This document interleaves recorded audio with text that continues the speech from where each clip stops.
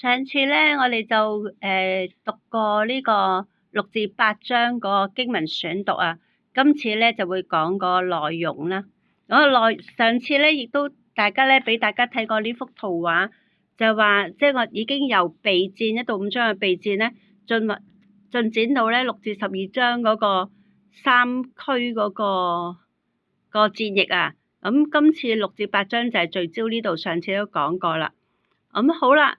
俾第二個圖畫大家睇，咁呢個圖畫咧就係喺中區咧，就係取咗耶利哥啦、艾城啦同埋伯特利3區啊。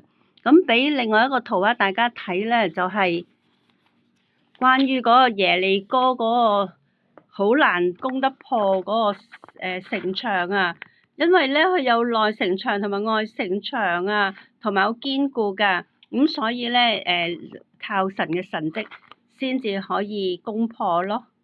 另外呢個圖畫咧，就係上次讀嗰個聖經咧，係關於群體立志守約嗰個經文啦。咁而佢喺示劍嗰度，咁有2座山嘅，咁係呢度咯。咁啊就6支派呢度，6支派喺度，咁就宣讀祝福同埋咒詛語啊。好啦，睇完嗰啲圖畫之後咧，我哋就講嗰個重點啦，重點。咁喺呢個中區戰役裏邊有幾個重點嘅5大重點，咁就係堅信神嘅應許啊。咁啊喺約書亞咧就係堅信神喺幾時咩應許咩應許，以至咧佢勇敢無懼咁攻陷3城咧，就係唔單止啊神喺幾百年前咧對亞伯拉罕嘅應許啦。亦都係隨住戰役嘅推進咧，佢一而再咁應許約書亞咧係必定得勝啦。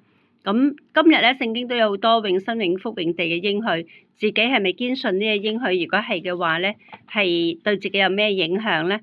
好啦，咁啊初熟果子咧係要歸神嘅重點2。咁喺呢次戰役裏邊咧，乜嘢係算係初熟果子咧？邊座城？